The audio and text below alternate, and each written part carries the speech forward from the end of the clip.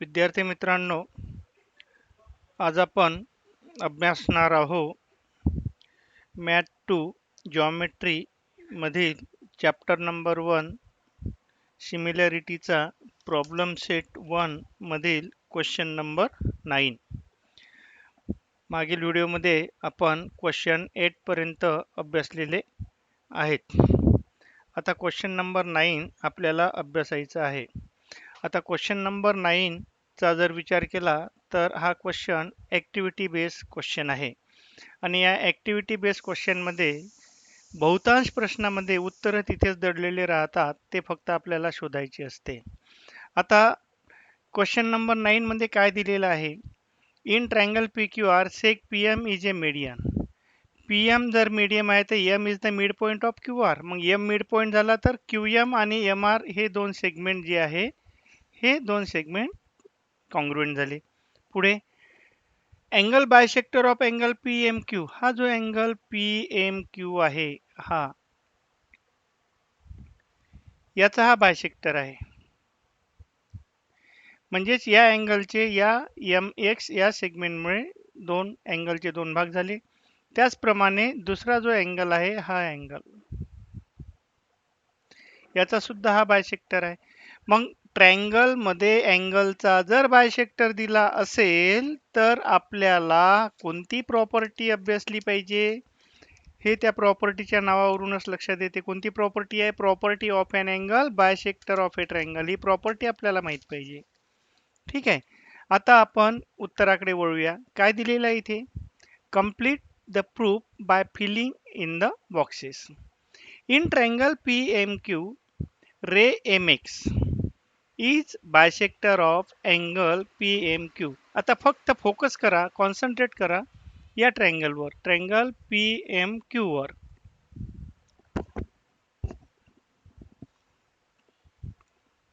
आपण इकडे तो ट्रायंगल ड्रॉ करूया.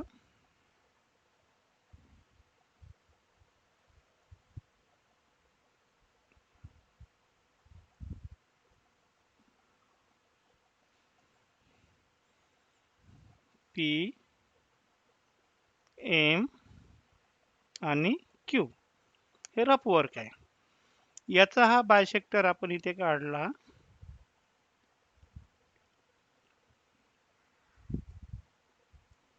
ही दोन अँगल सारखी आहे. इथे हा पॉइंट एक्स. ठीक आहे. मग बायसेक्टर प्रॉपर्टी काय म्हणते की ज्या अँगल मधून आपण ज्या अँगलचा बायसेक्टर काढला तो बायसेक्टर ज्या साइडवर इंटरसेक्ट होते त्या साइडचे तो दोन पार्ट करतो. एक पार्ट हा आहे पी एक्स आणि दुसरा पार्ट हा आहे एक्स क्यूब. या दोन सेगमेंटचा रेशो म्हणजेच काय होईल? P X upon X Q is equal to याच ट्रायंगलच्या उरलेल्या दोन साइड कोणत्या आहे? ही एक साइड आपण घेतली, उरल्या दोन साइड कोणत्या? पी एम आणि क्यू एम. सुरुवात आपण पहिल्या रेशोला पी पासून केली म्हणून दुसऱ्याला पण पी पासून करू. P M upon M Q. बघा हे स्टेप कुठेतरी तुम्हाला इथे दिसेल, दिसते हे बघा इथे P X upon X Q आणि इकडे M P upon M Q आहे. तर आपण काय घेतलं? पी एम घेऊ. तर आपल्या सोयीसाठी आपण हा रेशो घेऊ या प्रॉपर्टीला अनुसरून. कारण कोणती प्रॉपर्टी त्यांनी विचारात घेतली? Theorem of angle bisector. म्हणजे इथे काय येणार?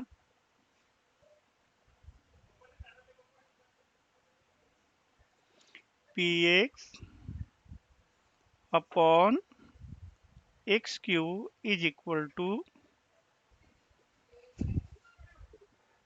P M upon M Q. पहिली स्टेप झाली. आता दुसऱ्या स्टेपसाठी काय म्हटलं त्यांनी? कोणता ट्रायंगल विचारात घेतला? Triangle P M R. P M R हा दुसरा ट्रायंगल आपण विचारात घेऊया.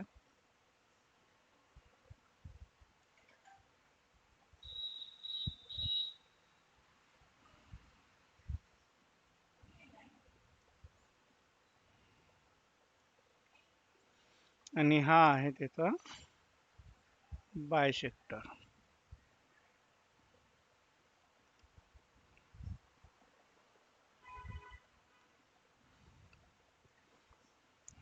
पी एम आर आणि हा वाय. इथे सुद्धा त्याचप्रमाणे रेशिओ घ्या. कोणते रेशिओ होईल? बायसेक्टर कोणत्या साईडवर आहे? पी आर वर. पी आर चे कोणते दोन सेगमेंट फॉर्म झाले? एक आहे पी वाय आणि दुसरा आहे वाय आर. म्हणजे इथे काय येणार? P Y upon Y R is equal to ट्रायंगलच्या उरलेल्या साईड कोणत्या आहे? P M upon M R. हेच रेशिओ या जीटीच्या ठिकाणी घ्या. काय होईल इथे? P Y upon Y R is equal to P M upon M R. चला, दोन स्टेप क्लिअर झाल्या. पुढे but M P upon M Q is equal to M P upon M R असं का दिलेलं असेल? कारण या ठिकाणी बघा, एम पी आणि एम पी दोन्ही रेशिओचे न्यूमरेटर सारखे आहे आणि गिव्हन मध्ये काय दिलं आहे? P M is a median. म्हणजेच एम काय झाला? Midpoint. म्हणजेच काय झालं? क्यू एम आणि एम आर सारखे आहे. मग क्यू एम आणि एम आर जर सारखे आहेत तर डिनॉमिनेटर सुद्धा सारखे झाले. म्हणजे न्यूमरेटर सारखे, डिनॉमिनेटर सारखे, म्हणजेच हे रेशिओ सारखे झाले. मग हे रेशिओ म्हणजे कोणते रेशिओ आहे? एम पी म्हणजे P M upon M Q. म्हणजेच ह्या दोन्ही रेशिओच्या राईट साईड सारखे आहे. म्हणून आपण याच्यावरून कन्क्लुजन काढू शकतो की लेफ्ट साईड सुद्धा सारख्या आहे. म्हणून इथे लिहिलेलं आहे P X upon X Q is equal to P Y upon Y R. आणि मग हे जर रेशिओ दोन सारखे आहे तर कॉन्व्हर्स ऑफ बीपीटी नुसार P X upon X Q is equal to P Y upon Y R असेल तर ही जी लाईन आहे एक्स वाय, ही लाईन त्याच्या अपोजिट साईडला पॅरलल राहील. म्हणून X Y parallel to Q R, converse of basic proportionality theorem. आणि इथे आपला क्वेश्चन नंबर 9 पूर्ण होतो. आता आपण प्रश्न क्रमांक 10 म्हणजे क्वेश्चन नंबर 10 विचारात घेऊया. क्वेश्चन नंबर 10 ला इथे आपण सॉल्व्ह करतो आहे. आता क्वेश्चन नंबर 10 चा जर विचार केला तर ज्याप्रमाणे क्वेश्चन नंबर 9 मध्ये आपल्याला या ठिकाणी बघा, बायसेक्टर थेरमशी संबंधित दोन रिलेशन दिलेले होते. सेम रिलेशन या ठिकाणी येते. कारण बी एक्स हा अँगल ए बी सी चा बायसेक्टर आहे दिल्याप्रमाणे. बायसेक्टर्स ऑफ अँगल बी आणि angle C of triangle A B C हे दोन बायसेक्टर आहे. या बायसेक्टर शी संबंधित आपल्याला बायसेक्टर थेरम वापरून या ठिकाणी आपल्याला रिलेशन पहिले फॉर्म करायचे आहे. तर सुरुवात करूया आपण सोल्युशनला. त्याच्यातली स्टेप नंबर 1. ठीक आहे. तर या सोल्युशन मध्ये पहिले ट्रायंगल कन्सिडर करा आणि नंतर कोणता रे कशाचा बायसेक्टर आहे ते आधी आपण शो करू. कोणता triangle? A B Y. So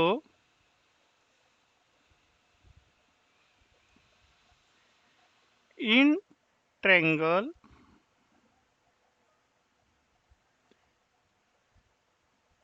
ABY काय दिलाय? Ray BX. Ray BX is the bisector of angle ABY. मग बायसेक्टर थेरम अप्लाय केलं तर काय होईल? कुठल्या साईडवर बायसेक्टर आलाय? ए वाय वर. म्हणजेच याचे दोन पार्ट कोणते? एक्स आणि एक्स वाय. मग इथे येईल ax upon X Y is equal to ab upon by.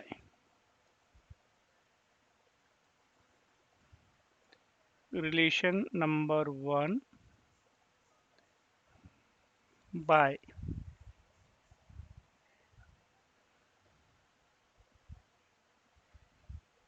angle bisector theorem. Also, आता हा ट्रायंगल विचारात घ्या ACY. In triangle ACY कोणता रे? रे CX. Ray CX is the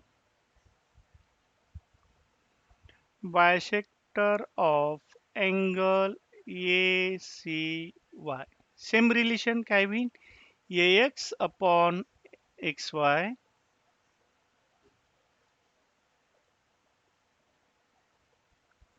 is equal to AC upon CY.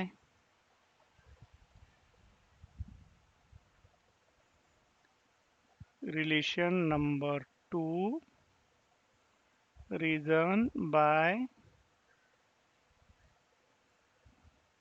angle bisector theorem. Clear?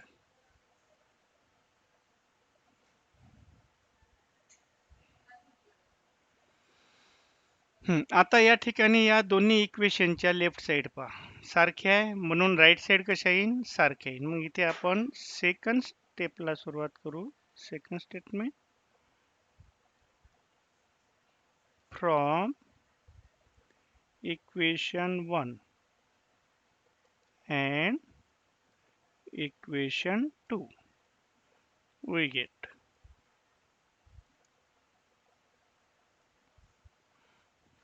काय होईल AB upon BY इकडे जर आपण लिहिलं AX upon XY is AB upon BY is equal to AC upon CY. ठीक आहे. आता हेच उदाहरण आपण या दोन रिलेशन मध्ये BC ची व्हॅल्यू आपल्याला दिलेली आहे आणि ती BC ची व्हॅल्यू विचारात घेऊनही सोडवू शकतो किंवा इथे आणखी एक सोपी मेथड आहे थेरम ऑन इक्वल रेशियोचा विचार करून. कारण बघा आपण इथे 1 आणि 2 वरून काय लिहिलं असतं ज्या अर्थी लेफ्ट साइड सारखे आहे तर राईट साइड सारखे आहे ह्या दोन रिलेशन लिहिले असते पण आपण हे तिसरं रिलेशन याच्यासाठी लिहिलं की आपल्याला व्हॅल्यू AX अपॉन XY ची काढायची आहे. बघा प्रश्नामध्ये आपल्याला व्हॅल्यू काढायची आहे AX अपॉन XY ची म्हणून आपण याला लिहिलं. आता इथे आपण theorem on equal ratio apply करू आणि तो रेशियो या दोन रेशियोवर विचारात घेऊ. काय होईल by theorem on equal ratios. काय असते थेरम ऑन इक्वल रेशियोज मध्ये जसं आता समजा इकडे A upon B is equal to C upon D असेल तर थेरम ऑन इक्वल रेशियो मध्ये आपण काय करतो each ratio is equal to न्यूमरेटरची सम न्यूमरेटर मध्ये आणि डिनॉमिनेटरची सम डिनॉमिनेटर मध्ये. अल्जेब्रामध्ये तुम्ही हे अभ्यासलेला आहे स्टँडर्ड 9 मध्ये पण आहे. याचाच आधार घेऊन आपल्याला इथं लिहायचं आहे. आणि ईच रेशियोचा अर्थ काय तर ईच रेशियोचा अर्थ म्हणजे या दोन रेशियो पैकी कोणताही एक रेशियो एकतर हा रेशियो इथे लिहिता येईल किंवा हा रेशियो इथे लिहिता येईल कोणता पण रेशियो आपण लिहू शकतो. मग याचाच आधार घेऊन या ठिकाणी आपल्याला ज्या रेशियोची व्हॅल्यू काढायची आहे ईच रेशियोच्या जागी या रेशियोला लिहू आपण. इथे येईल AX upon XY is equal to यांची सम करून टाकूया AB plus AC upon BY plus CY. ठीक आहे. आता AB आणि AC चे आपल्याला व्हॅल्यू दिलेले आहे परंतु BY आणि CY चे व्हॅल्यू दिलेले नाही परंतु दोघांची जर सम केली तर काय या ठिकाणी फॉर्म होते but PY plus CY is equal to BC because the point B, Y and C are collinear. आणि BC ची व्हॅल्यू किती आहे 6, that is equal to 6. मग त्या सगळ्या व्हॅल्यू इथे पुटअप करूया. थर्ड स्टेप घेऊ आपण इथे. therefore AX upon XY is equal to किती दिले AB ची व्हॅल्यू पहा गिव्हन मध्ये. AB ची व्हॅल्यू आहे 5 प्लस AC ची व्हॅल्यू आहे 4 upon 6. So that is equal to 9 upon 6. So 3 2 जा 3 3 जा, and hence final answer AX upon XY is equal to 3/2 आणि इथे आपलं आन्सर पूर्ण होते. आता आपण घेऊया क्वेश्चन नंबर 11. काय दिलं या क्वेश्चन मध्ये? In quadrilateral ABCD a सेग AD parallel to seg BC, diagonal AC and diagonal BD intersect each other in point P. Then show that AP upon PD is equal to PC upon BP. आता थोडा विचार करा या ठिकाणी. Rough मध्ये आपण थोडंसं या ठिकाणी वर्क पाहूया. काय शो करायचं आहे? AP upon PD equal to PC upon BP. आता या फिगर मध्ये पहा. पहिला जर रेशिओ घेतला AP अपॉन PD, AP आणि PD ह्या एकाच ट्रायंगलच्या दोन साइड आहे आणि PC आणि PB दुसऱ्या ट्रायंगलच्या दोन साइड आहे. बरोबर आहे. म्हणजेच हे उत्तर काढण्यासाठी हे दोन ट्रायंगल विचारात घेणे आवश्यक आहे.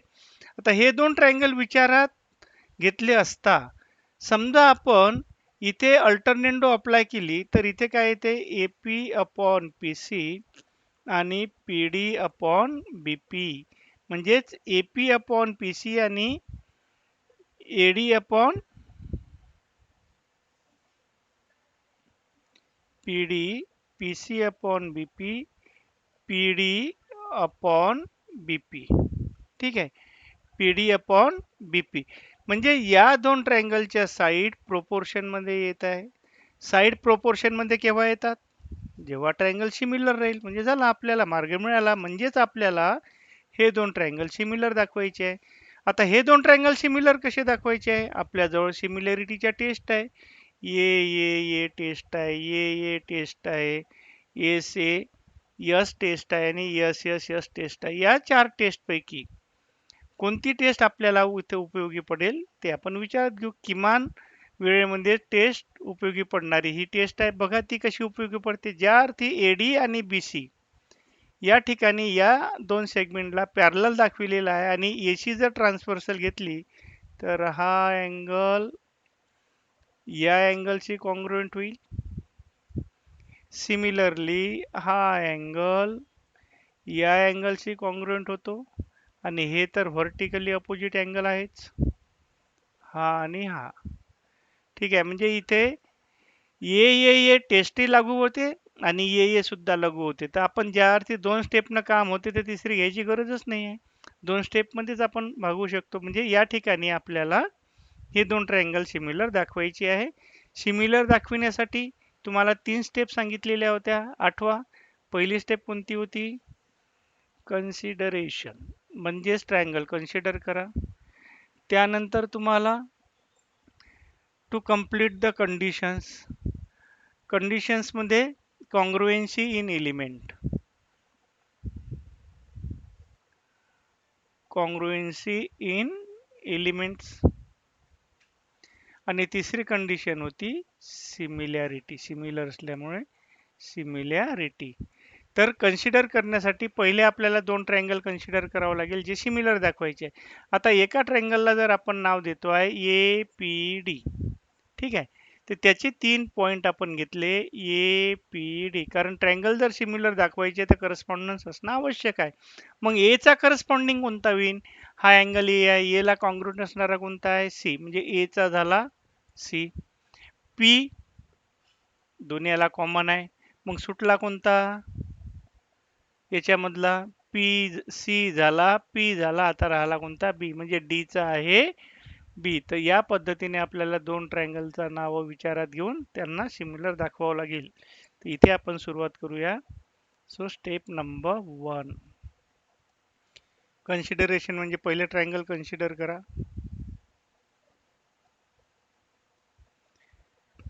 किंवा त्याच्या आधी तुम्हाला जर हे अँगल कॉन्ग्रुएंट दाखवायचे असेल तर दाखवू शकता, परंतु करंट मध्येच आपण त्यांना घेऊ. In triangle APD and triangle CPB. Clear? आता कन्सिडरेशन झालं. आता कंडिशन. कंडिशन म्हणजे कॉन्ग्रुएन्सी इन एलिमेंट. कोणते एलिमेंट कॉन्ग्रुएंट आहे? अँगल. अँगल ए म्हणजे PAD.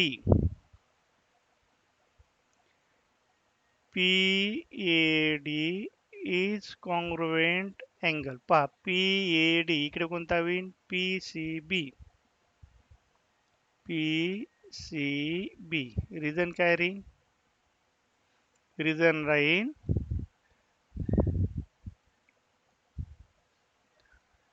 Alternate angles. दुसरा अँगल, तो अँगल घ्या PDA, कॉन्ग्रुएंट अँगल कोणता होईल? PBC.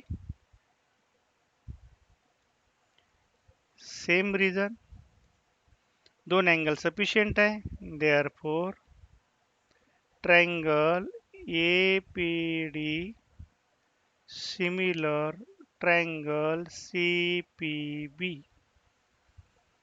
Bye AA test. मग ट्रायंगल जर सिमिलर झाले तर करस्पॉन्डिंग साईड प्रोपोर्शन मध्ये घ्या. काय होईल? AP. AP ची करस्पॉन्डिंग होईल इकडे CP is equal to PD. PD ची गरज आहे का आपल्याला? आहे. मग इथे PD ची करस्पॉन्डिंग होईल PB. AD ची गरज आहे का? नाही. मग गरज नाही आहे तर मग त्याला घ्यायची गरज नाही आहे. काय लिहायचं? Corresponding side of similar triangle. झालं. आता आपल्याला AP अपॉन PD पाहिजे, म्हणजेच न्यूमॅरेटरचा रेशिओ आणि डिनॉमिनेटरचा रेशिओ. म्हणजे कोणती प्रॉपर्टी आली? रेशिओ प्रोपोर्शन मध्ये गेलो तर. So by alternendo.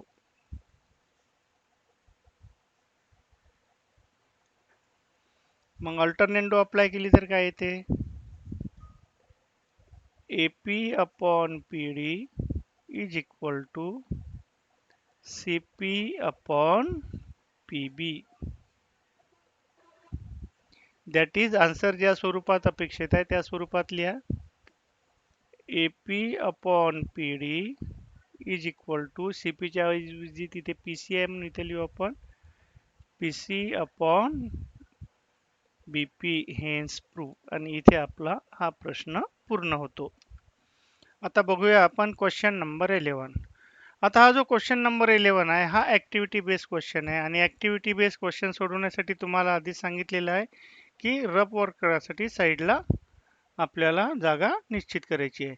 आता हे रफ वर्क करत असताना पहिले आपल्याला जे दिलेलं आहे त्याचा विचार करायचा आहे. काय म्हटलं आहे? In figure 1.80 XY parallel to AC. XY parallel to AC. आता एक ट्रायंगल आहे, या ट्रायंगल मध्ये एक सेगमेंट साईडला पॅरलल आहे, म्हणजेच या ठिकाणी नक्की काय उपयोगात आणलं असावं? इथे उपयोगात आणलेलं आहे BPT. Complete the activity, find the value of AC. याच्यामध्ये एक रिलेशन दिलेलं आहे आपल्याला 2AX is equal to 3BX. कोणतं रिलेशन दिलं आहे? 2AX is equal to 3BX. ठीक आहे. म्हणून या ठिकाणी पहा 2AX is equal to 3BX. Therefore या इक्वेशन वरून हे रिलेशन इथे फाइंड आउट केलेलं आहे त्यांनी.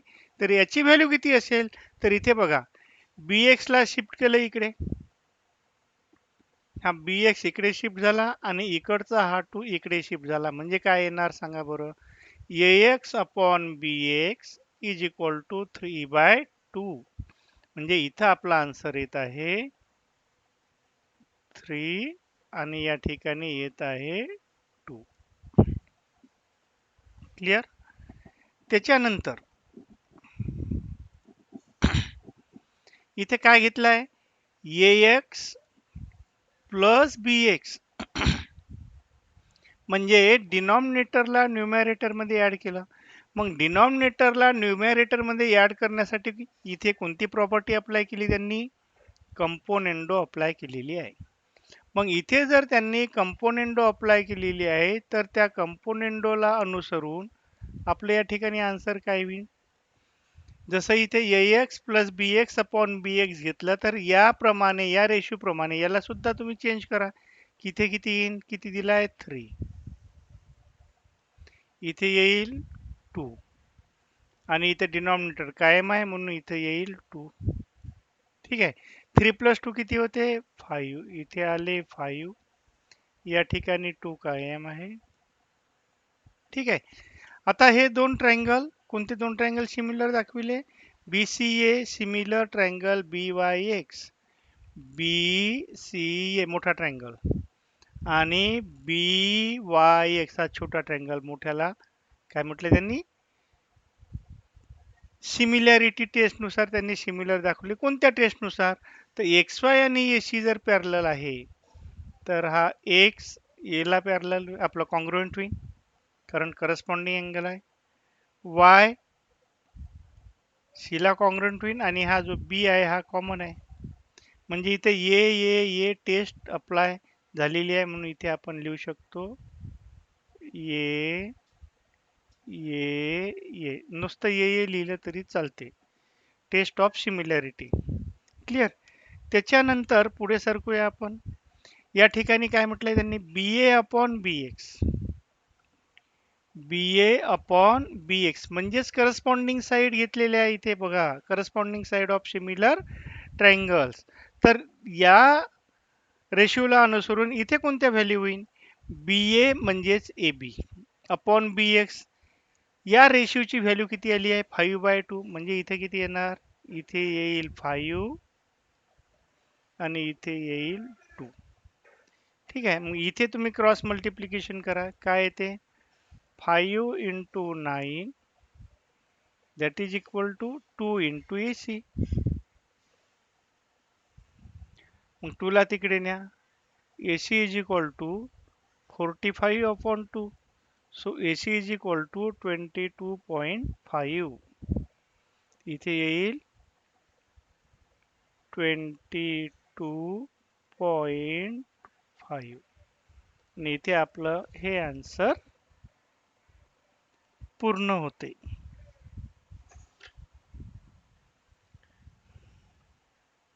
चला आता आपण क्वेश्चन नंबर 13 या स्टार क्वेश्चनला सुरुवात करूया. काय दिलं या क्वेश्चन मध्ये, या क्वेश्चन मध्ये आपल्याला दिलेलं आहे, in figure 1.81 the vertices of square DEFG are on the side of triangle ABC. Angle A is 90. Then prove that DE square is equal to BD into EC. एक हिंट दिलेली आहे, show that triangle GBD म्हणजे हा triangle is similar to triangle CEF. या ट्रायंगलचे similar दाखवायचे आहे. आता हे सिमिलर दाखवायचे कसे, त्याच्यानंतर हा जर स्क्वेअर आहे तर या स्क्वेअरचा आपल्याला कुठे उपयोग करून घ्यायचा आहे, हा जर स्क्वेअर असेल तर याच्या चारही साइड कॉन्ग्रुएंट राहतील.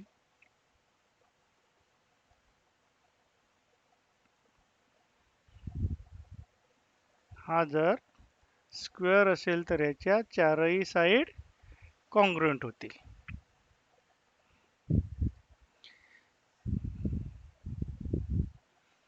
त्याच्यानंतर याचे चारही अँगल सुद्धा कॉन्ग्रुएंट होतील.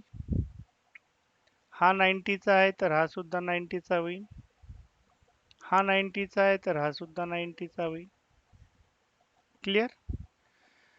आता पहिले या स्टेपला आपण क्लिअर करून घेऊ. फर्स्ट स्टेप सोल्युशन आपण घेत आहोत. Quadrilateral D E F G is a square दिलेला आहे म्हणून याला रिझन आपण देऊ गिव्हन. मग स्क्वेअर आहे म्हणून काय होईल, त्याच्या all sides are congruent, so that is D is equal to EF is equal to FG is equal to DG. By definition, and angle D is angle E is angle F is angle G is equal to 90 degree. Same reason. त्याच्यानंतर आपण जाऊया second स्टेपवर. ठीक आहे. तर या second स्टेपमध्ये काय विचारात घ्यायचं आहे आपल्याला? या ठिकाणी आपल्याला दिलेले आहे की हे दोन ट्रायंगल सिमिलर दाखवा. पण हे दोन ट्रायंगल डायरेक्ट आपण सिमिलर दाखवू शकत नाही, कारण याच्यातला हा अँगल याच्याशी कॉन्ग्रुएंट होईल, एकच अँगल. पण बी सी किंवा जी एफ मधलं रिलेशन आपल्याजवळ नाही. मग त्यासाठी काय करावं लागेल? त्यासाठी एक उपाय आपल्याजवळ आहे. हा जो मोठा ट्रायंगल आहे, हा मोठा triangle A B C, triangle A B C जर आपण या ट्रायंगलचे सिमिलर दाखवू शकतो का? पहा बरं. ए 90चा आहे, ए चा करस्पॉन्डिंग होईल डी. त्यानंतर बी हा जो अँगल आहे हा कॉमन आहे, हा छोट्या ट्रायंगललाही आहे आणि मोठ्या ट्रायंगलला सुद्धा आहे, म्हणजेच बी चा झाला बी. मग राहिला कोणता? दोन जर कॉन्ग्रुएंट आहे, तिसरा आहे जी, तर जी चा होईल सी. एक रिलेशन येते. हा ट्रायंगल या ट्रायंगलशी सिमिलर होऊ शकतो. त्याचप्रमाणे हा ट्रायंगल एबीसी याच्याशी सिमिलर होतो का? बघा, इथे कॉमन येतो अँगल सी. सी हा कॉमन आहे, म्हणजे ए 90चा आहे, इथं 90चा आहे ई. बी हा बी आहे इकडे, तर बी एफ सी राहील, कारण सी हा जो अँगल आहे हा या ट्रायंगलचाही आहे ई एफ सीचा, आणि तो मोठ्या ट्रायंगलचाही आहे, म्हणजे सी चा झाला सी आणि म्हणून बी चा झाला एफ. आता प्रॉपर्टी ऑफ सिमिलॅरिटी आपण अभ्यासली आहे. एक ट्रायंगल दुसऱ्याला सिमिलर आहे आणि दुसरा ट्रायंगल तिसऱ्याला जर सिमिलर असेल तर हे दोन ट्रायंगल परस्परांना सिमिलर असतात. मग हे जर दोन ट्रायंगल सिमिलर झाले तर करस्पॉन्डिंग साइड प्रोपोर्शन मध्ये, आणि करस्पॉन्डिंग साइड जर प्रोपोर्शन मध्ये आला तर आपला आन्सर या ठिकाणी फाइंड आउट होईल. म्हणजे आता आपल्याला या ठिकाणी पहिले हे दोन ट्रायंगल सिमिलर दाखवायचे, नंतर हे दोन ट्रायंगल सिमिलर दाखवायचे, आणि त्याच्यानंतर मग यांना सिमिलर घ्यायचं आहे. Second step. सिमिलॅरिटीसाठी 3 स्टेप सांगितल्या. कन्सिडरेशन पहिले कन्सिडर करूया.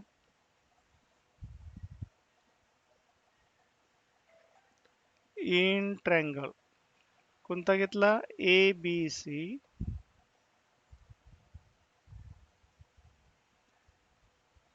अँड ट्रायंगल करस्पॉन्डिंग पॉइंट सह डी बी जी. ठीक आहे. सो अँगल कोणता? B A C. Angle B A C is congruent angle B A C कोणता होईल? B D G. B D G reason राहील each of 90 degree. त्यानंतर angle B A B C ABC congruent angle DBG. Region राहील common angle, and therefore triangle ABC similar triangle DBG by AA test. याला देऊ आपण relation number 1. Third step. आता दुसऱ्या पेअरला similar दाखवायची गरज नाही, डायरेक्ट आपण लिहू शकतो. Similarly, we can show that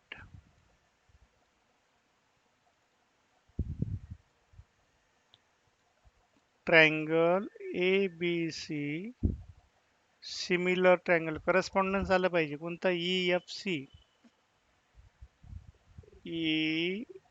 EFC relation number 2 reason आहे बाय AA टेस्ट. ठीक आहे. आता 1 आणि 2 वरून फ्रॉम 1 and 2 we get काय होईल? एक दुसऱ्याशी सिमिलर, दुसरा तिसऱ्याशी सिमिलर. तिथे येईन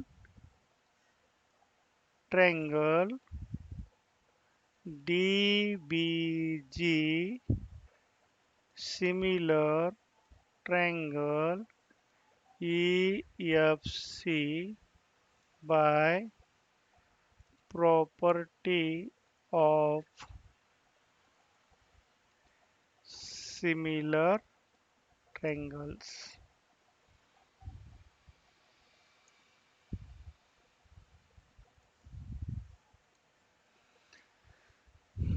त्यानंतर चौथी स्टेप आपण विचारात घेऊ. आता ट्रायंगल जर सिमिलर झाले तर करस्पॉन्डिंग साइड कशा राहील? प्रोपोर्शन मध्ये. मग कोणत्या करस्पॉन्डिंग साइड आपल्याला इथे घ्यायची आहे? आता या ठिकाणी पहा, प्रूव्ह काय करायचं होतं आपल्याला? DE square is equal to BD multiplied by EC. ठीक आहे. DE स्क्वेअरचा अर्थ काय आहे? DE multiplied by DE is equal to BD into EC. ठीक आहे. समजा आपण BD ला इथेच ठेवलं आणि EC ला शिफ्ट केलं. ठीक आहे. तर काय होईल? एक DE तिकडे जाईल. So DE upon EC is BD upon DE. मग या ठिकाणी पहा, आपल्या सिमिलॅरिटीच्या रेशिओमध्ये काय येते? DB ची आपल्याला गरज आहे, म्हणजे BD ची गरज आहे, म्हणजे पहिला रेशिओ आपल्याला घ्यावा लागेल. त्यानंतर BG ची गरज आहे आपल्याला. BG ची गरज आपल्याला नाही, म्हणजे BG चा आपल्याला आवश्यकता नाही. BG ला आपण सोडून देऊ. मग कोणती राहिली? DG ची गरज आपल्याला आहे. तेव्हा पहिला रेशिओ घेऊ आपण DB चा करस्पॉन्डिंग साइड होईल EF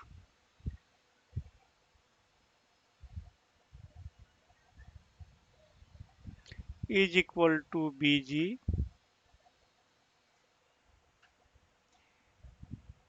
BG ची गरज नाही आहे आपल्याला, BG घेऊच नाही आपण घेऊ सरळ DG. 3 रेशो पैकी 2 चीच गरज आहे, त्याच्यामुळे इथे घेतो आपण DG. कारण 3 लिहून 2 लिहिल्यापेक्षा डायरेक्टच 2 लिहा. DG चे करस्पॉन्डिंग होईल EC.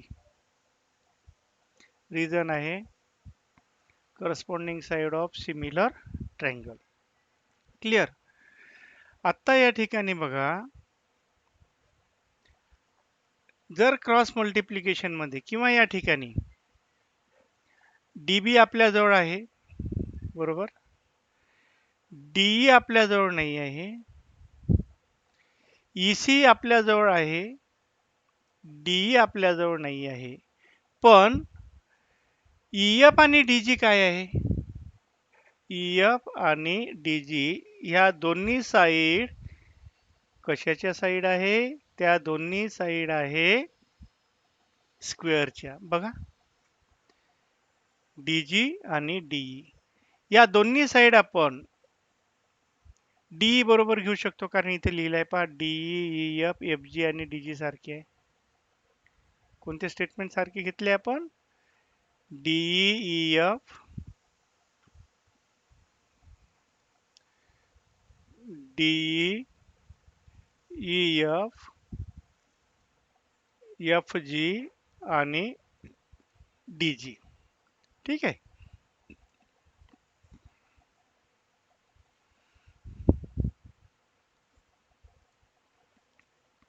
म्हणून इथे कन्वर्ट काय करायचं आपल्याला? EF आणि DG ला कन्वर्ट करायचं आहे. कशामध्ये? DE मध्ये.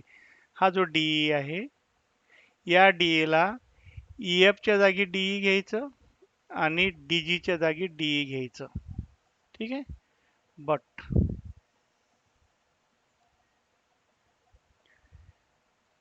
EF is equal to DG is equal to DE